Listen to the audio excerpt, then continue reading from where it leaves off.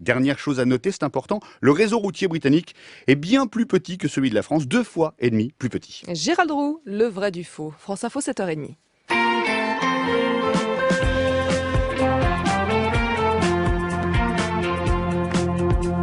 Le journal Chloé Cambrelin, bonjour. Bonjour Mathilde, bonjour à tous. Les craintes de Paris étaient fondées, Gilberto Rodrigues Leal est mort.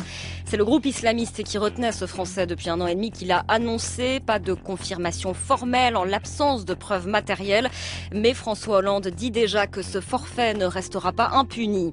Les groupes djihadistes qui terrorisent mais qui attirent parfois aussi, le gouvernement présente ce matin un plan pour mettre fin au départ de jeunes Français en Syrie. À suivre également l'an 1 du mariage pour tous, 7000 unions célébrées depuis le 23 avril 2013. Et puis pas de vainqueur, pas de but en première demi-finale allée de la Ligue des Champions, 0-0 hier soir entre l'Atlético Madrid et Chelsea qui réalisent plutôt une bonne opération. 1 an et demi d'incertitude et le pire dénouement possible, un décès annoncé mais qui ne peut pas être prouvé. Il y a tout lieu de penser que Gilberto Rodrigues Leal est mort, a écrit François Hollande hier soir dans un communiqué. Ce Français de 62 ans avait été enlevé dans l'ouest du Mali en novembre 2012 par des islamistes armés, des membres du Moudjahou qui ont annoncé hier son décès, David Bachet. Il est mort parce que la France est notre ennemi. Voilà ce qu'aurait déclaré Yoro Abdul Salam, un cadre du mouvement pour l'unicité et le djihad en Afrique de l'Ouest, le Moudjahou. Aucun détail sur les circonstances ni sur la date de la mort de l'otage français. Au nom d'Allah, il est mort, s'est contenté de marteler le représentant du Moudjahou. On savait Gilberto Rodrigues Leal en mauvaise santé. Après avoir revendiqué l'enlèvement, le Moudjahou s'était dit prêt à négocier, ce que la France a toujours officiellement refusé. Dimanche déjà, le ministre français des Affaires étrangères, Laurent Fabius, avouait être très inquiet sur le sort de l'otage retenu depuis près d'1 an et demi.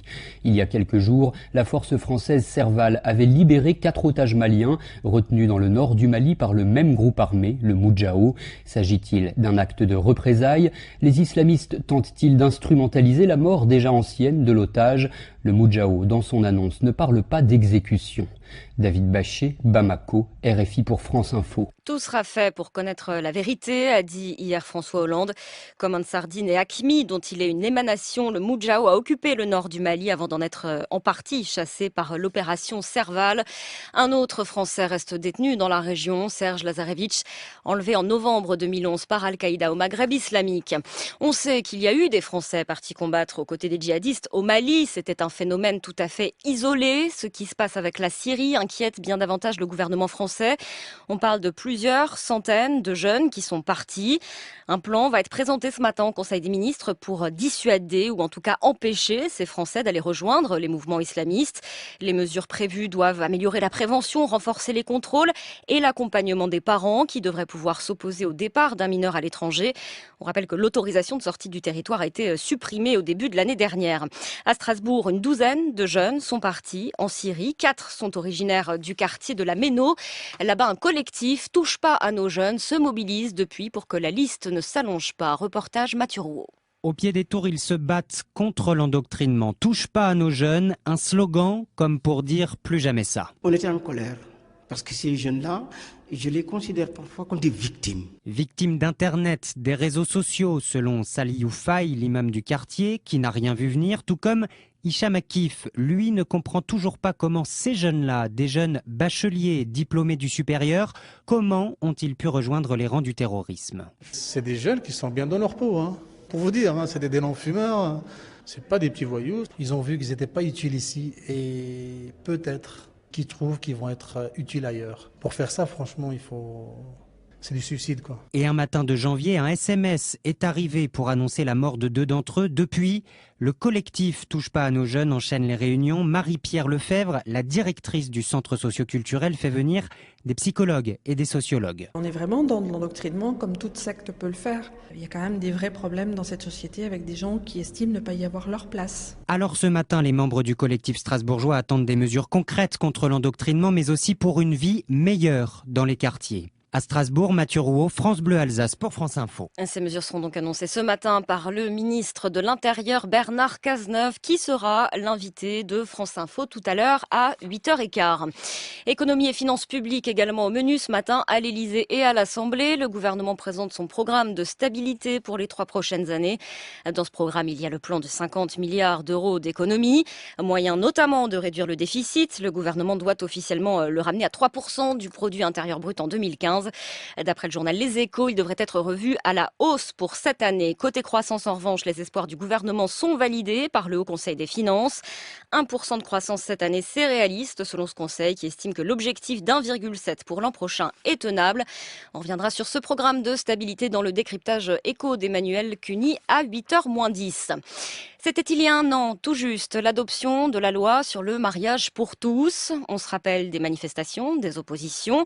Mais 1 an et 7000 mariages plus tard, on s'intéresse ce matin à ceux qui ont été les premiers à passer devant le maire après la loi Taubira. Direction Strasbourg où Corinne Fugler a rencontré les premiers mariés de la ville. Mariés depuis bientôt 1 an, Yves et Patrice ne voient que des points positifs, à part pour les impôts, précise Patrice, cette année en tout cas. Administrativement, cette année, on va faire notre première déclaration en commun. Ça va pas être facile. Je pensais plus simple si on se marie en janvier. Pour nous, ça va pas être le cas, donc ça a des calculs. Par commodité aussi, chacun a conservé son nom. D'ailleurs, Yves le reconnaît, il est encore un peu dérouté quand on lui parle de son mari. Oui, il faut que maintenant qu'on s'appelle Marie et Marie, donc effectivement ça a changé. C'est un peu difficile parce que culturellement, malgré qu'on soit militant, c'est pas rentré dans notre esprit. Et on a toujours tendance encore à dire notre ami, alors on rectifie de temps en temps. Ou même c'est souvent les autres personnes qui rectifient en disant non, c'est pas ton ami, c'est ton mari. Mais sinon non, autrement ça n'a pas changé grand chose. Yves et Patrice étaient les premiers à se marier à Strasbourg. C'était devant le maire, Roland Ries. Ils sont entourés d'amis et de proches qui soutiennent leur démarche. C'était vraiment une victoire parce qu'en plus nous c'était très symbolique puisqu'on l'a fait le jour de la Gay Pride. On est tous les deux dans l'association Festiguez, donc on organise la Gay Pride, donc c'était d'autant plus symbolique de le faire ce jour-là. Nos familles étaient très contentes, elles étaient toutes présentes. Elles étaient un peu déçues qu'on ne fasse pas plus la fête avec eux puisque forcément c'était le jour de la Gay Pride, donc on était très pris. Mais sinon non, on a beaucoup d'amis qui sont mariés aussi, des couples garçons, des couples filles, et tout le monde est très content. Depuis l'entrée en vigueur de la loi dans de grandes villes comme Strasbourg, Nantes ou Bordeaux, un mariage sur 10 unit des personnes de même sexe. Strasbourg, Corinne Fugler pour France Info. Il est 7h37. La violence au Soudan du Sud est une abomination. La Maison-Blanche fait part de son horreur ce matin. Des centaines de civils ont été massacrés ces derniers jours dans ce pays indépendant depuis moins de 3 ans. L'ONU accuse les rebelles emmenés par l'ancien vice-président Riek Machar qui s'oppose à l'actuel président Salva Kiir. Un affrontement en grande partie ethnique. Les États-Unis menacent de prendre de nouvelles sanctions contre la Russie si elle continue de vouloir démembrer l'Ukraine. Ce sont les mots employés hier à Kiev par le vice-président américain Joe Biden. La ligne rouge a été franchie, a expliqué Alexandre Tourchinov, le président ukrainien par intérim. Après la découverte de 2 corps hier près de Slaviansk dans l'Est, l'un serait celui d'un élu local torturé à mort. De défense solide hier soir pour la première demi-finale allée de la Ligue des champions de football. L'Atlético Madrid et Chelsea ont fait match nul 0-0. Tout reste donc ouvert avant le match retour à Londres mercredi prochain. Et ça n'est pas une mauvaise opération pour Chelsea, Julien Brigaud. José Mourinho a plutôt bien négocié sa 7e participation aux demi-finales de la Ligue des Champions. Un palmarès qui fait souvent oublier que le football du Special One est le digne héritier du catenaccio italien, cette tactique défensive qui guette le moindre faux pas de l'adversaire, l'impact athlétique typiquement anglais en plus. Copieusement insulté dans le chaudron madrilène par les supporters de l'Atlético qui rêvent d'éliminer leur ancien rival du Real, le technicien portugais a les cartes en main. Malgré sa très large domination hier, l'Atlético n'a pas creusé l'écart avant le retour à Londres. Nous ne débutons pas pour jouer le 0-0, mais tout se jouera donc chez nous, à Stamford Bridge. S'il espère bien récupérer Eto'o et Hazard pour le match retour et qu'Ivanovic reviendra de suspension, José Mourinho sera en revanche privé de son gardien Petr Cech, blessé à l'épaule et forfait jusqu'à la fin de saison, et vraisemblablement de John Terry, blessé à la cheville, ainsi que Bobby Mikel et Frank Lampard, tous les deux suspendus. L'entraîneur des Blues espère faire tourner dimanche contre Liverpool, car c'est désormais la Ligue des Champions la priorité et non plus la Première Ligue. Deuxième demi-finale allée ce soir, le Real Madrid reçoit le Bayern Munich, tenant du titre. France Info 7h39, Mathilde Munoz. À suivre une grosse page politique avec d'abord l'édito de Jean-François Aquili, suivi du Plus de France Info. Nous sommes allés à la rencontre de militants et de sympathisants socialistes pour savoir ce qu'ils pensent du tournant du quinquennat. Comment voient-ils ce plan de 50 milliards d'économies ? Vous verrez que la plupart semblent désabusés. France Info Météo, avec Viessmann et son réseau d'installateurs de chauffage proactif, chaudières, pompes à chaleur, capteurs solaires. Rendez-vous sur viessmann.fr. Élodie Calac à Météo France. Une perturbation arrive par l'ouest. Ce matin, sur la Bretagne et la Vendée, vous aurez de la pluie, un vent de sud sensible. Cet après-midi, la pointe bretonne profitera d'un ciel plus variable avec quelques éclaircies, alors que la Basse-Normandie et les Pays de la Loire se retrouveront sous de bonnes pluies. Sur l'Aquitaine, une matinée agréable, mais des averses orageuses sont attendues pour cet après-midi. Du nord de la Seine vers la région parisienne, le Massif central et Midi-Pyrénées, le soleil doit composer avec nuages bas et brouillard ce matin, mais il fait tout de même de belles apparitions. Cet après-midi, les nuages seront plus nombreux et pourront donner quelques ondées, parfois orageuses en montagne. Sur les régions du nord-est jusqu'aux Alpes, de la grisaille suivie d'éclaircies, puis les nuages se développeront pour l'après-midi et des averses orageuses pourront éclater. Sur le pourtour méditerranéen, le soleil sera plus généreux malgré quelques plaques de grisaille ici ou là. En Corse, ce sera plus mitigé cet après-midi avec quelques averses orageuses sur le relief.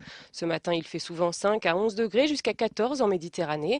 Et cet après-midi, 14 à 18 degrés sous les pluies du nord-ouest, 18 à 21 sur les autres régions du nord, jusqu'à 22 tout de même en plaine d'Alsace et 20 à 23 degrés au sud. Ah, le temps que je perds avec les titres restaurants de mes employés, quelle paperasse! C'est pour ça que pour mon entreprise, j'ai fait confiance au Crédit Mutuel. Bah quoi, ils t'envoient un de leurs banquiers gratter du papier à ta place? Non, ils m'ont proposé Monético Resto, une carte qui remplace les titres restaurants. Oh ben, où s'arrêtera cette banque? Carte Monético Resto, la solution simple, fiable et économique pour gérer vos titres restaurants. Crédit Mutuel, une banque qui appartient à ses clients. Ça change tout. Le Crédit Mutuel, banque coopérative, appartient à ses 7,5 millions de clients sociétaires. Voir conditions dans les caisses du Crédit Mutuel proposant ce service. France Info, l'info politique. Bonjour Jean-François Aquili. Bonjour Mathilde. Je règle ma voix. Hein. Oui, le plan, c'est mieux. Oui. Le plan d'économie présenté ce matin en Conseil des ministres, selon vous, il ne peut que favoriser le vote anti-européen de Marine Le Pen. Mais oui, la présidente du Front National a sans doute pris un risque en annonçant hier qu'elle serait en tête des élections européennes lors